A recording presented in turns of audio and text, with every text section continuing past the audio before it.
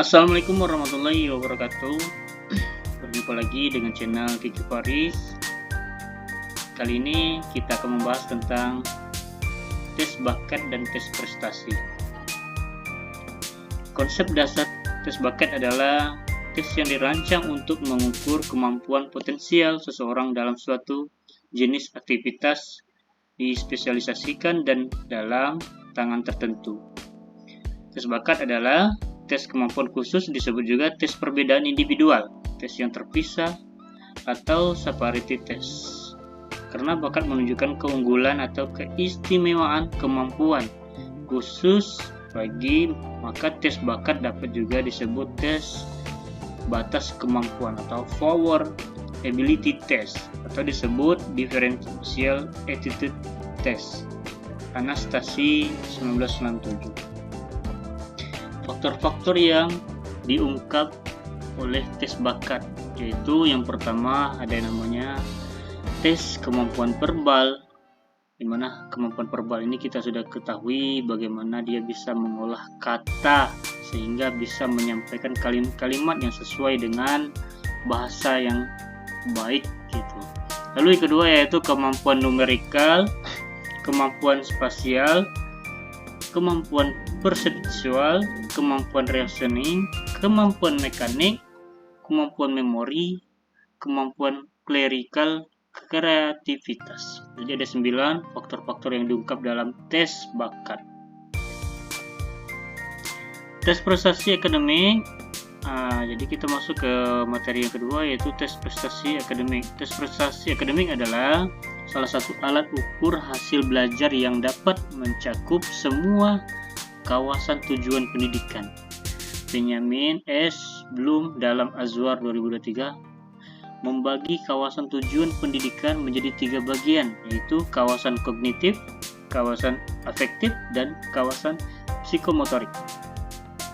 Jadi tes ini digunakan dengan cara diagnostik untuk mengidentifikasi kekuatan dan kelemahan dari keterampilan khusus dan pencapaian pada masing-masing siswa. Sebagai hasil dari diagnosis tersebut, siswa dapat dipilih untuk jenis pengajaran tertentu, baik yang bersifat remedial ataupun lanjutan. Tujuan tes bakat secara umum untuk melakukan diagnosis dengan mengetahui bakat seseorang, maka akan dipahami potensi yang ada pada diri seseorang untuk memprediksi kemungkinan kesuksesan atau kegagalan seseorang dalam bidang tertentu di masa depan. Prediksi meliputi seleksi, penempatan, dan klasifikasi. Pada dasarnya, prediksi adalah mempertemukan potensi seseorang dengan persyaratan yang dituntut oleh suatu lembaga.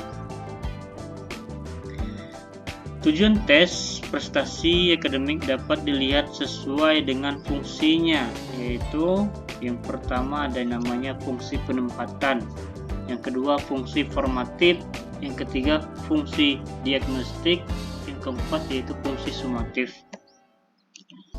Jenis tes bakat.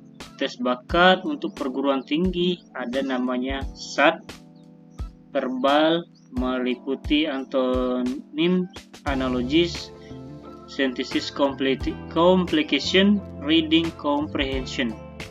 Lalu yang kedua yaitu matematis, meliputi regular mathematics. Lalu yang kedua yaitu quantitative comparison. Lalu yang kedua ada namanya ACT, American College Testing. Prestasi akademik, inventaris, minat, dan kuesioner tentang latar belakang dan rencana siswa. Tes penerimaan sekolah pasca sarjana dan profesi, Graduate Record Examination, atau disingkat dengan GRE, yaitu penilaian verbal, GRE, penilaian kuantitatif, GRE, WQ, dan penulisan analisis. Mengukur kemampuan untuk menganalisis, mengevaluasi, dan mensintesis materi tertulis dan menganalisis hubungan antar bagian, kalimat, atau antar kata atau konsep. Lalu yang selanjutnya ada namanya tes analogi Miller atau MAN. Tes ini terdiri dari 120 item analogi kompleks yang diambil dari materi pelajaran di sejumlah bidang akademik, atau 100 item hitung dan 20 bersifat eksperimental. Tes sekolah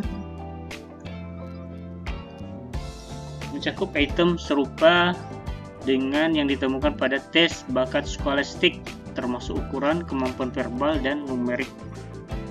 Lalu tes prestasi. Ya, yang pertama tes prestasi sekolah, tes keterampilan dasar atau LOA, tes pengembangan pendidikan LOA. 2. Tes prestasi Stanford. Yang ketiga tes prestasi metropolitan, dan yang keempat yaitu tes Terranova. Lalu bagian B-nya tes prestasi perguruan tinggi. Program ini termasuk program ujian tingkat perguruan tinggi Dewan Perguruan Tinggi 2004 dan program penempatan lanjutan. Lalu tes prestasi orang dewasa untuk menilai keterampilan dasar yang dibutuhkan orang dewasa untuk hidup dan bekerja. Lalu pemanfaatan tes bakat dan tes prestasi dalam bimbingan dan konseling. Yang pertama yaitu untuk memungkinkan siswa memahami seberapa memadai kebiasaan belajar mereka dibandingkan dengan siswa lain sebagai alat pengajaran, karena itu pada inventaris tersebut memiliki nilai instruksional yang berguna dan untuk menunjukkan kelemahan-kelemahan tertentu yang berguna dalam membahas kegiatan-kegiatan khusus untuk perbaikan. Sebagai bagian dari program bimbingan dan konseling reguler di suatu lembaga, konselor dengan demikian terlibat dalam menafsirkan hasil kepada siswa itu sendiri, kepada orang tua mereka, dan kepada guru dan profesional lainnya.